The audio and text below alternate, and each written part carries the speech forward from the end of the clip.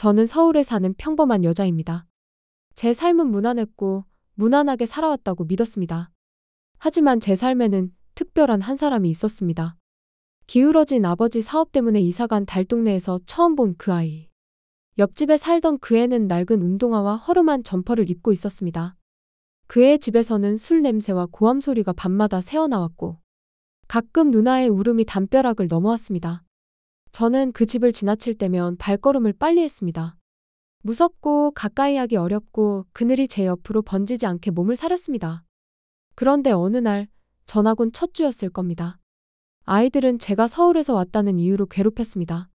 놀림과 밀침 속에서 저는 그 아이가 돌멩이를 움켜쥔 손으로 제 앞을 가로막는 것을 보았습니다. 그 아이는 조용히 서 있었고 아무 말도 하지 않았습니다. 아이들은 흩어졌고 그 후로는 저를 괴롭히지 않았습니다. 그렇게 그날 이후 우리는 말없이 가까워졌습니다. 개울가 둑방을 걸으며 개구리를 잡았고 비 오는 날에는 비를 맞으며 온 동네를 뛰어다녔습니다. 가나는 서로를 괴롭혔지만 함께 있을 땐 그저 즐겁기만 했습니다. 학교에서는 달랐습니다. 둘이 좋아한다는 소문이 돌았고 저는 그 소문이 싫었습니다. 저는 학교에서 그 애를 못 본 척했고 그 아이는 아무렇지 않은 얼굴로 제 옆을 지나갔습니다. 방과 후 골목 끝 모퉁이를 돌면 그 아이는 늘 그 자리에 서 있었습니다. 저는 그 아이에게 먼저 인사를 건네고 그 아이는 그제야 미소를 지었습니다. 학교만 가면 모르는 척하는 게 서운할 만도 한데 전혀 서운함을 내비치지 않았습니다. 고등학생이 되었을 때도 상황은 비슷했습니다. 저는 여전히 학교에서 그를 외면했고 동네에서만 말과 웃음을 나눴습니다. 그에게 상처였을 거라는 생각을 하면서도 저는 어쩐지 바꾸지 못했습니다. 저는 친구도 별로 없는 소심하고 내성적인 아이였지만 그에게만큼은 내 모든 감정을 솔직하게 보여줄 수 있었습니다. 그러다 아버지의 사업이 기적처럼 풀렸습니다. 우리는 달동네를 떠나 서울로 올라가기로 했습니다. 떠나기 전날 저는 작은 선물을 준비했습니다. 꽤 멀리 떨어진 지하상가에서 아주 저렴한 열쇠고리를 샀습니다. 은색 금속이었는데 작은 별 하나가 흔들리는 모양이었습니다. 그에게 줄 생각을 하니 웃음이 났고 시간은 어느덧 밤이 되어 있었습니다. 집으로 돌아오는 길에 동네 입구에 그가 서 있었습니다. 저는 위험하니 데리러 나온 거냐고, 나 기다린 거냐고 장난스러운 미소를 지으며 물었습니다. 그는 아니라고 고개를 저었습니다. 마침 지나가는 길이었다고, 별일 아니라고. 두리번거리며 저를 기다리는 것을 보았는데도 잡아떼는 모습이 귀여웠습니다. 그 무뚝뚝한 말투가 그날따라 유난히 다정하게 들렸습니다. 저는 열쇠고리를 건넸고 우리는 편지를 주고받자고 약속했습니다. 밤이 끝없이 깜깜해질 때까지 이별을 모른 채 하며 대화를 나눴습니다. 서울로 올라와서도 편지는 이어졌습니다. 그는 학교를 그만두고 아르바이트를 전전한다고 했습니다. 누나는 집을 나갔고 아버지는 끝내 스스로 생을 놓았다고 했습니다. 그의 편지에는 좋은 소식이 단 한 번도 없었습니다. 저는 편지를 읽을 때마다 불행한 그의 삶이 가여웠습니다. 불행한 소식을 숨기지 않고 담담하게 써내려간 편지에 가끔씩 눈물도 흘렸습니다. 그런데 20살이 되고 얼마 후 그의 편지는 끊겼습니다. 답장이 오지 않았고 그 기간이 길어질수록 저는 마음이 너무 불안해졌습니다. 그를 찾으러 가볼까 하다가도 저는 늘 발길을 돌렸습니다. 그 동네에서 마주칠 사람들에게 그를 보러 왔다고 말할 자신이 없었기 때문이었습니다.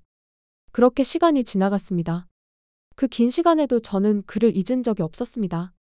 카페에 앉아 수다를 떨 친구 하나 없는 저는 제 유일한 친구인 그가 매번 그리웠습니다. 결국 그 달동네를 찾아가 봤지만 그 동네는 재개발 이슈로 사람이 살지 않았습니다. 저는 빨리 와보지 못한 저를 원망하며 불행했던 그가 그저 행복하기를 바라며 서울로 올라왔습니다. 그렇게 또다시 시간이 흘러 저는 공무원이 되었고 그저 무료한 나날을 보내고 있었습니다.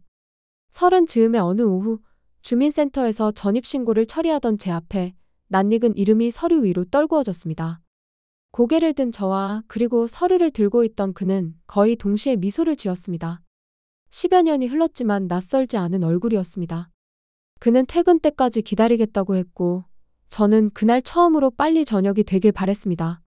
동네 선술집에서 우리는 지난 시간을 나눴습니다. 그는 돈에 눈이 멀어 불법 운반일을 하다가 걸려 징역을 살았다고 했습니다. 그게 그 시절 편지에 답하지 못한 이유였고 출소하고 돌아가 보니 재개발로 동네가 쑥대밭이 되어 제 편지를 찾을 수 없었다고, 주소라도 외워둘 걸 그랬다고 담담하게 털어놨습니다. 서울엔 선배 소개로 올라왔고 하는 일은 노름판 심부름꾼이라고 했습니다. 저는 아무렇지도 않게 왜 그런 일을 하냐고 물었습니다. 그는 돈은 크지 않지만 그나마 자신을 받아주는 데가 거기뿐이었다고, 그런데 오길 정말 잘한 것 같다며 웃었습니다. 저는 또다시 그가 귀엽다고 느꼈습니다. 그 미소에 잿빛이던 세상이 색으로 물들어가는 걸 느꼈습니다. 그 이후로 우리는 다시 가까워졌습니다. 퇴근길에 마주 앉아 국수를 먹고 주말이면 공원을 걸었습니다. 그러나 저는 여전히 사람들 앞에서 그를 소개하지 않았습니다. 직장 동료를 마주치면 저는 그를 잠시 떨어뜨려 세워두었고, 지인이 있는 식당에서는 그를 모른 척 지나갔습니다. 그런데 그는 서운했을 텐데도 어린 시절과 같이 전혀 내색하지 않았습니다. 오히려 제가 누군가를 발견한 것 같으면 알아서 멀찍이 떨어져 줬습니다. 저는 이기적이었고 내색하지 않고 다 맞춰주는 그가 너무 편했습니다. 집에서는 결혼 이야기가 자주 나왔습니다. 저는 그와 노는 게 제일 재미있었기 때문에 누군가를 만나기가 싫었습니다. 저는 우물거렸고 대답을 미뤘습니다. 그날 저녁 만난 그에게 이제 그만 놀고 연애도 하고 결혼도 해야 하지 않느냐고, 왜 맨날 나랑만 놀려고 하냐고 물었습니다. 그는 말했습니다. 자신의 인생은 불행의 연속이었고 가진 것도 변변한 직업도 없는데 누가 좋아하겠느냐고. 그 말을 듣고 저는 성실하기만 하면 되고 밥벌이만 정직하면 된다고 무심히 말해버렸습니다. 그는 잠깐 말이 줄었습니다. 그리고 며칠 뒤 노름판 심부름을 그만두었다고 전했습니다. 자동차 정비 기술을 배우겠다고, 오래 걸리더라도 손에 남는 일을 하고 싶다고 했습니다. 그는 자신의 불행을 이겨보려는 듯 정말 열심히 살았고 마침내 정비소에 취직했습니다. 저는 기뻤고 마음속으로 박수를 쳤습니다. 그렇게 그는 처음으로 당당한 직업을 갖게 되었고 굉장히 뿌듯해 보였습니다. 그렇게 시간은 또 흘렀습니다. 우리는 40대가 되었습니다. 나이와 얼굴은 변해가지만 우리의 관계는 변하지 않았습니다. 서로가 유일한 친구였습니다. 둘 사이의 리듬은 익숙했고 이제는 말하지 않아도 모든 걸 알 수 있습니다. 다만 나이를 먹고도 주변 사람들에게 그를 소개하지 않는 제 나쁜 마음도 여전했습니다. 눈치를 보며 알아서 모른 척 해주는 그의 마음까지도요. 결혼 같은 건 안 해도 좋았습니다. 내 마음을 제일 잘 알아주는 친구가 있고 내조를 하거나 육아를 하는 것도 자신이 없었습니다. 그저 그와 아무 생각 없이 웃으며 대화하는 거 하나면 충분하다고 생각했습니다. 어느 날 모르는 번호로 전화가 걸려왔습니다. 휴대폰 너머의 목소리는 그의 휴대폰 통화 기록엔 저밖에 없어서 저에게 연락을 했다며 그가 죽었다고 했습니다.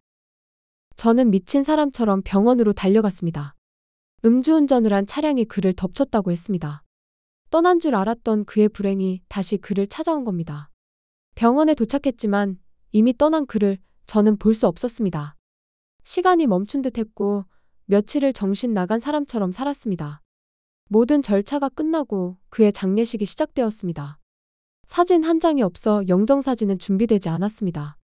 저는 그 앞에 주저앉았습니다. 울음은 소리가 나지 않았습니다. 몸속 깊은 곳이 먼저 무너지고 그 다음에야 숨이 쏟아졌습니다. 저는 처음으로 그의 삶을 안아주지 못한 제 자신을 정면으로 마주했습니다. 그리고 그에게 느끼던 감정이 바로 사랑이었다는 걸 그날에서야 알았습니다. 어린 시절부터 제 곁을 지키던 사람을 저는 끝내 한 번도 세상에 소개하지 않았습니다. 부끄러움이 사랑을 이겼고 두려움이 책임을 밀어냈습니다. 저는 이제 와서야 알았습니다.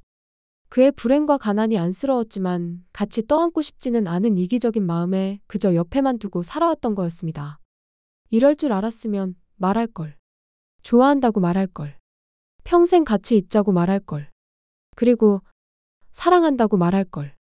이기적인 저는 소리내어올 자격조차 없었습니다. 그저 울음을 참고 가슴을 치며 조문객조차 없는 쓸쓸한 빈소를 지킬 뿐이었습니다. 그가 일하던 정비소 사장님이 왔습니다.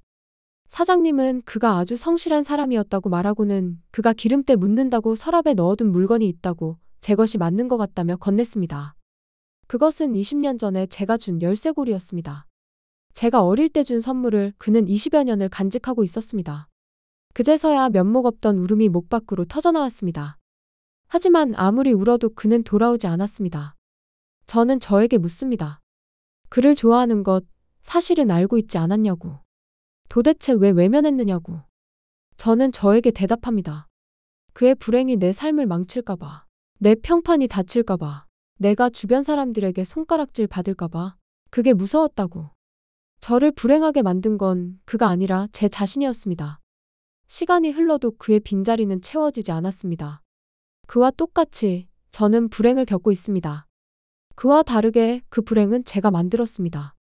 오늘도 낡은 열쇠고리를 만지며 저는 그를 만나러 왔습니다. 그리고 대답이 없는 그에게 말합니다. 고마웠다고. 사랑한다고.